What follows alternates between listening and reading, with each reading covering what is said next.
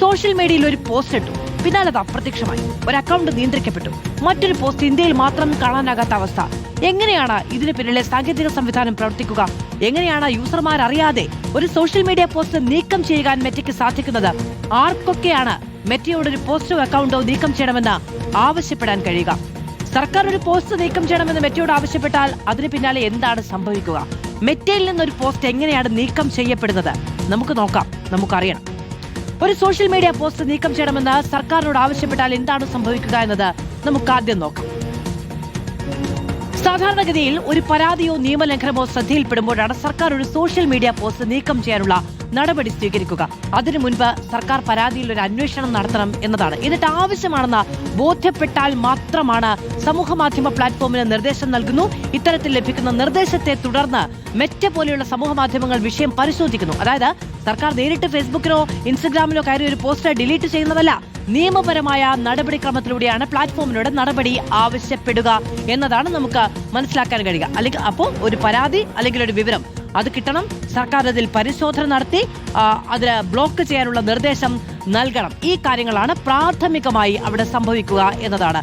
ഇനി അപ്പോൾ ആർക്കാണ് മെറ്റയോട് ഇത്തരത്തിൽ ആവശ്യപ്പെടാൻ കഴിയുക എന്നതുകൂടി നമുക്ക് നോക്കണം. അതുമായി ബന്ധപ്പെട്ട വിവരം കൂടി നമ്മുടെ മുന്നിലേക്ക് വരികയാണ്. ഒന്നുകിൽ കേന്ദ്ര സർക്കാർ അല്ലെങ്കിൽ സംസ്ഥാന സർക്കാർ. കേന്ദ്ര സർക്കാരുമായി ബന്ധപ്പെട്ട സംവിധാനങ്ങൾക്കും നിയമപരമായ അധികാരമുള്ള സംസ്ഥാന സംവിധാനങ്ങൾക്കും പോലീസിനും അന്വേഷണ ഏജൻസികൾക്കും നിർദ്ദിഷ്ട സാഹചര്യങ്ങളിൽ നടപടി ആവശ്യപ്പെടാൻ കഴിയുമെന്നതാണ്. കോടതികൾക്കും ഉത്തരവിടാം.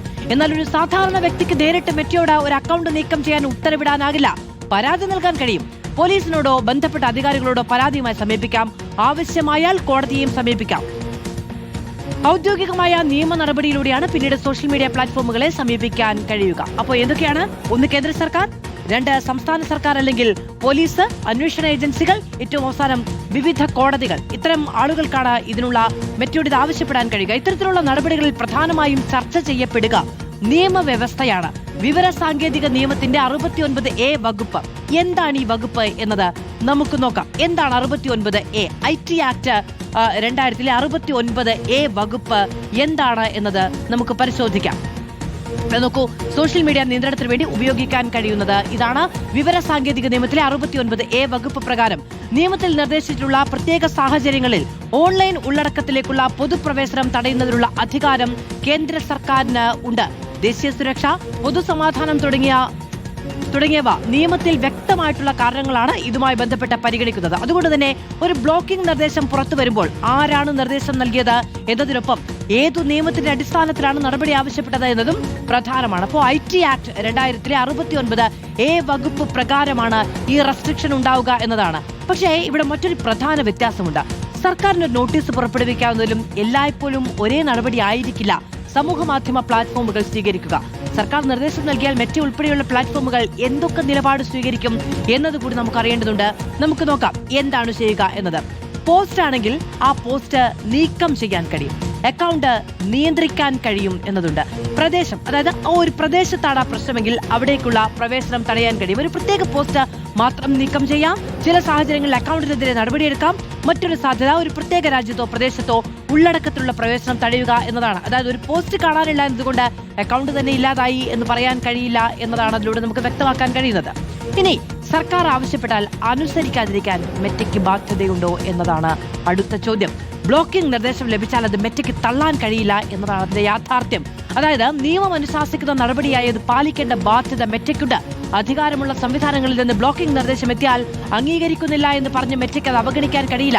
നിയമത്തിൽ നിർദ്ദേശിച്ചിരിക്കുന്ന നടപടിക്രമം പാലിച്ച് ഉള്ളടക്കത്തിലേക്കുള്ള പ്രവേശനം തടയുകയോ ആവശ്യപ്പെട്ട നടപടി സ്വീകരിക്കുകയോ വേണം എന്നത് നിർബന്ധമാണ്. ബ്ലോക്കിംഗ് നിർദ്ദേശം മെറ്റയ്ക്ക് തള്ളാൻ കഴിയില്ല, പാലിക്കാൻ നിയമബാധ്യതയുണ്ട് എന്നതാണ്. സോഷ്യൽ മീഡിയയിൽ ഒരു പോസ്റ്റ് അപ്രത്യക്ഷമാകുന്നത് ഒരു ക്ലിക്കിൽ നടക്കുന്ന കാര്യമില്ല. അതിനു പിന്നിൽ പരാതി മുതൽ സർക്കാർ പരിശോധനയും നിയമപരമായ നിർദ്ദേശവും പ്ലാറ്റ്ഫോമിന്റെ പരിശോധനയും ഒടുവിൽ നടപടിയും ഉൾപ്പെടുന്ന ഒരു പ്രക്രിയ തന്നെയുണ്ട്. ആരാണ് ആവശ്യപ്പെടുന്നത്? ഏത് നിയമത്തിന്റെ അടിസ്ഥാനത്തിലാണ്? എന്തൊക്കെ നടപടിയാണ് സ്വീകരിച്ചത്? ഈ 3 ചോദ്യങ്ങൾക്കുള്ള ഉത്തരമാണ് ഒരു സോഷ്യൽ മീഡിയ ബ്ലോക്കിംഗിന്റെ യഥാർത്ഥ ചിത്രം വ്യക്തമാക്കുന്നത്. സർക്കാർ സോഷ്യൽ മീഡിയ ബന്ധത്തിൽ നിയന്ത്രണം ശക്തമാകുമ്പോൾ നിയമപരമായ ഇടപെടലിനൊപ്പം സുതാര്യതയും ഉത്തരവാദിത്വവും ഉറപ്പാക്കേണ്ടതും പ്രധാനമാണ്.